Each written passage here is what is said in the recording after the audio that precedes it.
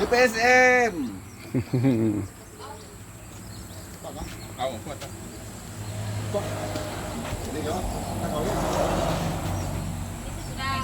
Nama lu sama dong. Bersama kita juga pada pagi ini Encik Khairul, kita punya penyelaras pengasuh. Mau kenal kan Encik Khairul? Ini Encik Khadijah, kita punya pegawai juga dari pejabat. Jadi saya perkenalkan kita punya barisan AFK, kita punya pengerusi Encik Sengalang Suat, kemudian kita punya setiausaha Encik Lauren, kemudian barisan ahli lembaga punya Encik Dandi, Encik Liman dengan Encik James Sudut. Sepatutnya kita ada 10 orang, tapi yang lain ada masalah itulah yang tak dapat dielakkan. Benda hari pun tak dapat hadir sebab dia ada dialog dengan Iska. Jadi tujuan perjumpaan kita pada pagi ini, kita akan mendengar sedikit taklimat lah daripada ibu pejabat. Jadi kita serahkan kepada Puan Nuhanani lah untuk teruskan sepertinya pagi ini. Sampai dah lori. Wah, lori pin. Okey. Assalamualaikum dan selamat pagi. Okay, macam terima kasihlah kepada semua.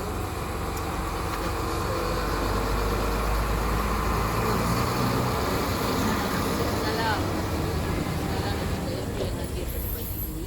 So, saya ucapkan terima kasih kerana sudi berjumpa dengan kami, hadirkan diri pada untuk taklimat yang kita angkat rasa ya, agak singkat juga. Dan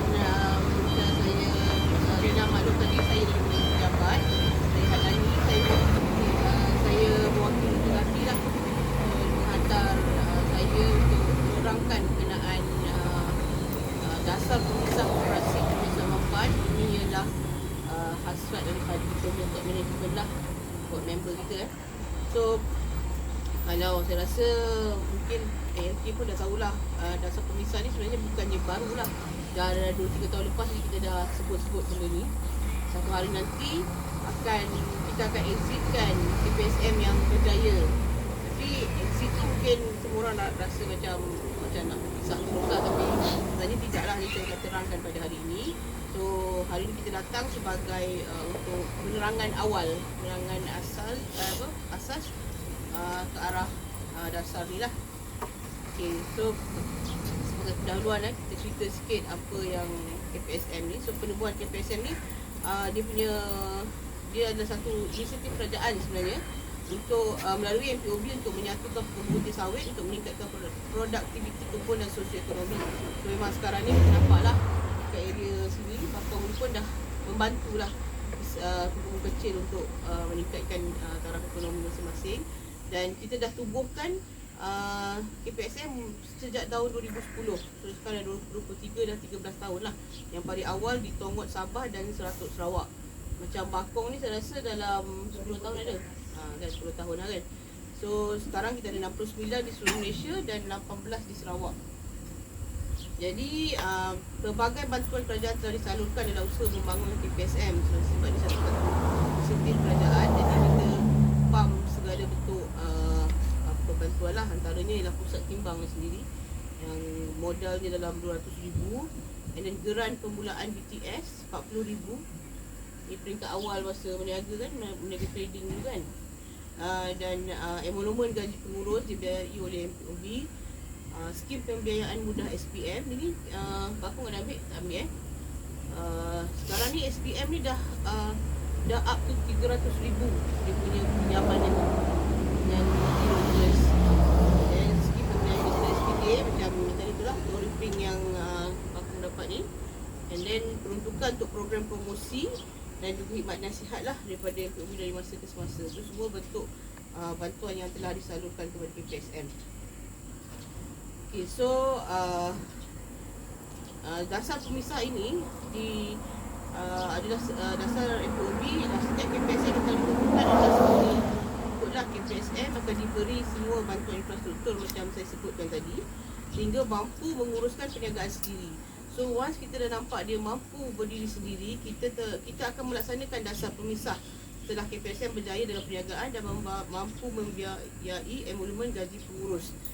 So actually dasar pemisah ni yang peringkat ni, kita daripada semua bantuan yang kita bagi tadi, cuma satu je yang kita nak tarik, iaitu emolumen pengurus tadi lah. Dan kita minta KPSM membiayai, sebab kita rasa nanti saya terangkan kriteria-kriteria yang kita listkan kenapa dah layak lah untuk KPSM tu membiayai pengurus sendiri lah. So daripada peringkat awal lagi, memang masa awal yang kita tubuhkan KPSM ni, memang kita diberi mandat supaya bukan selama-lamanya kita jaga KPSM. Satu masa bila dia dah boleh kita pandai, dah sampai masa tu lah. So kita bagi kita kena memberi taklimat lah. Kita pilih dan beri taklimat dulu bagaimana untuk ke arah dasar pemisah ni lah. So objektif kita untuk dasar pemisah ni, kita nak kenal pasti KPSM yang dah lestari untuk menguruskan sendiri operasi tanpa seliaan MPOB, memastikan KPSM berupaya membiayai emolumen pengurus koperasi, dan memastikan dasar pemisah ini tidak memberi impak negatif kepada koperasi dan pekerja kecil. Jadi kita tak naklah juga bila dah laksanakan tiba-tiba KPSM ni tak dapat survive ke. So sebab tu kita yang saya cakap tadi, bantuan-bantuan lain tu masih ada kecuali pengurus punya emolumen sahaja. Alright, so kriteria yang pelaksanaan dasar pemisah ni, kalau yang kita listkan ni ada 8 semua. Yang pertamanya, volume BTS sebuah KPSM tu anggaran 500 ke 1000 tan sebulan. Ya, dia dah achieve lah. And then kewangan teraudit keuntungan KPSM dalam 8,500 sebulan. Tenaga kerja, dia ada pengurus, ada kerani dan pekerja am, loader dan grader. Pengurusan mematuhi peraturan yang ditetapkan dalam UK. Jadi tak pernah kena sebarang teguran dengan SKM lah. Dan kos operasi 15 hingga RM20 setan. Kos pengangkutan RM25 setan. Pendapatan kasar RM60 setan. Dan minimum keuntungan bersih RM20 setan. So bila kita listkan kriteria ni, memang Bakong Merauke dah tick semualah. So dengan dah 10 tahun lagi beroperasi, jadi that's why lah hari ni kita datang untuk taklimat ni ya. So dia punya perancangan ke arah dasar pemisah ni dia agak pendek lah. Macam hari ni saya datang untuk taklimat, dan mungkin dalam bulan 1 nanti kita akan keluarkan satu surat. So bila surat tu dah terima, KPSM diberi masa dalam dalam sepanjang ni kita dah boleh buat persediaan awal lah untuk berfikir, dan kalau kami duduk serta dalam tahun tersebut, kita timbang kepada USP lah. Dan dalam masa sebulan lepas kita bagi surat, kita akan KPSM akan diminta membuat keputusan untuk menggajikan pegawai MPOB sedia ada.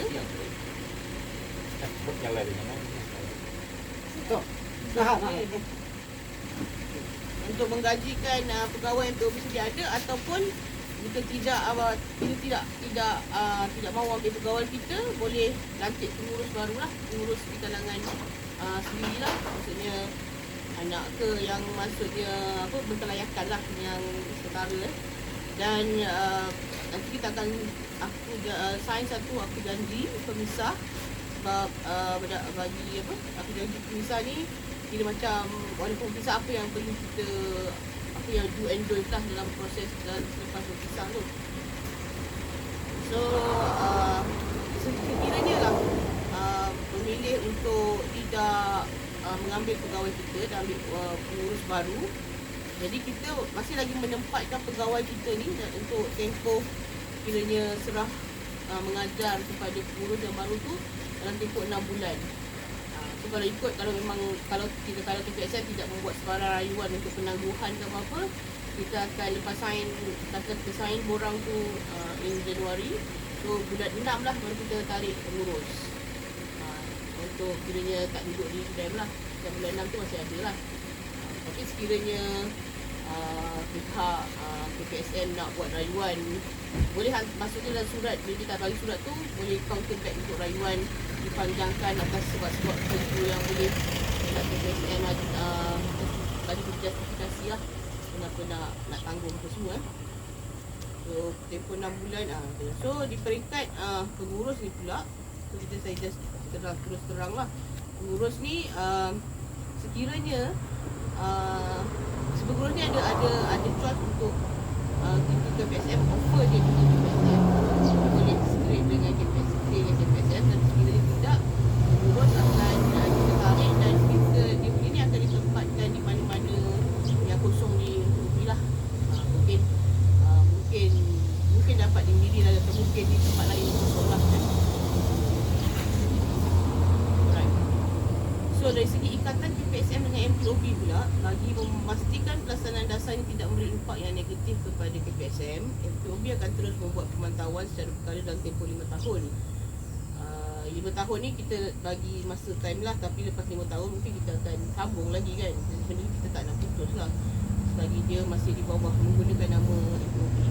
KPSM masih layak menerima sebarang segi bantuan yang disediakan oleh MPOB atau kerajaan setelah memenuhi syarat-syarat yang ditetapkan lah. So far memang macam bantuan-bantuan tadi yang ada, yang lain tu semua dah tak ada dah, kecuali Mana Sengat tu memang ada, dan SPM tu lah, skim pinjaman mudah tu, yang macam SPT tu dah habis, grant tak ada lah. Cuma you all masih lagi juga terikat dengan SKM juga. So segala bentuk bantuan dan pinjaman daripada SKM pun layak terima lah. Okay.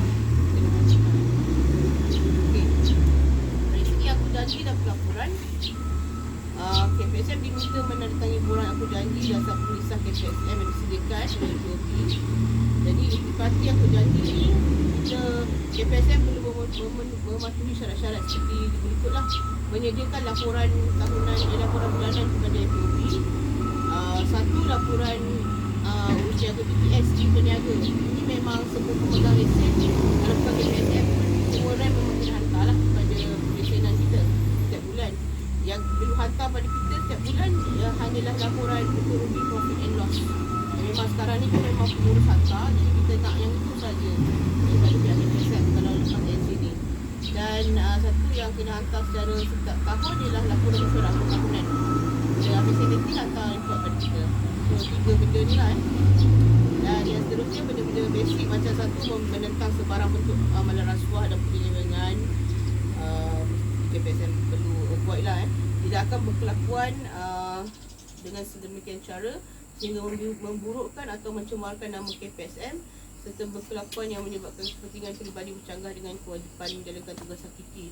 Yang ini kira macam KPSM, kalau kita dapat aduan membuat sebarang aktiviti yang bercanggah dengan undang-undang ke apa, kita boleh dan berhak mengambil semula nama KPSM. Kita tak bagi KPSM guna lah, kena tukar nama lain lah kan. Tapi itu paling ekstrim lah, yang kalau berlaku penyelewengan yang sangat teruk lah kan. Kalau setakat ni kita tak pernah buat lagi benda ni.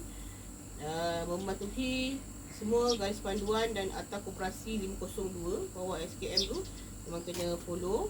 And then bertindak tegas dan bekerjasama sepenuhnya dengan mana-mana pihak untuk mencegah sebarang pelakuan jenayah dan melanggar undang-undang.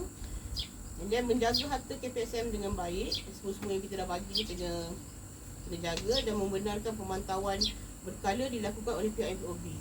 So pemantauan yang macam biasa tu kita masih akan buat, macam yang kita hantar audit team untuk tengok dari segi kewangan KPSM, itu setahun sekali lah kan. Lepas tu yang kita akan buat, satu, Cik Karol Abidin ni penyaras tunas zon di Sarawak 2 ni, dia akan diberi tanggungjawab untuk 4 kali setahun membuat lawatan dan kiranya memberi makna nasihat lah. Dan selain itu, kalau sekiranya di luar waktu itu ada sebarang masalah ataupun memerlukan pandangan daripada MPOB pun boleh dia contact kita di HQ ataupun Cik Carol, kita boleh berbincang.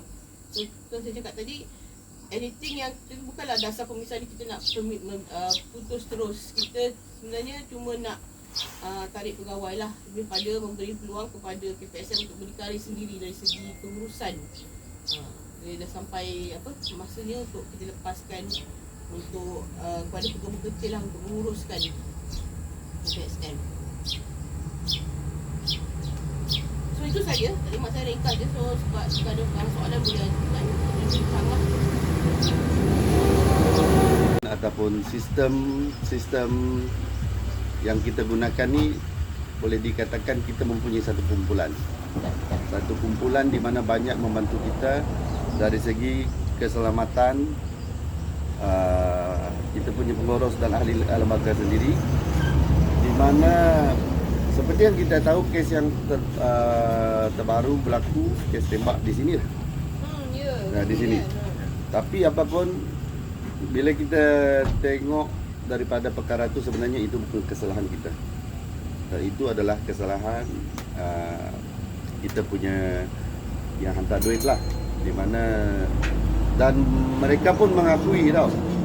Mereka mengakui yang kesilapan itu sebenarnya daripada sistem mereka sendiri, di mana tidak logik kalau dibuat cara begitu. Tetapi kita punya grup pun faham, mengakui kesilapan tersebut, dan kita menaik taraf sistem keselamatan, di mana SOP penghantaran duit itu kita dah tukar.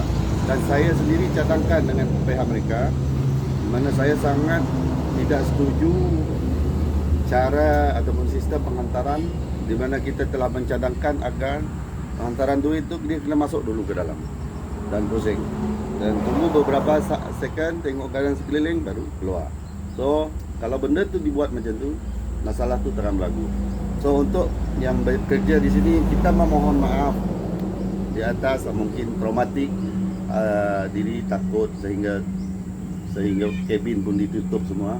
Tapi bagi saya, mereka hanya mau duit. Okey, mereka pencuri ni hanya mau duit. Bila kelonggaran di situ, dia memang mau duit saja. Kita boleh nampak orang cakap tembak tu, tidak, dia cuma tembak di bawah. Jadi kita boleh nampak bahawa mungkin mereka punya cara kerja tu telah diperhatikan. So mungkin loophole tu di situlah kelemahan dia.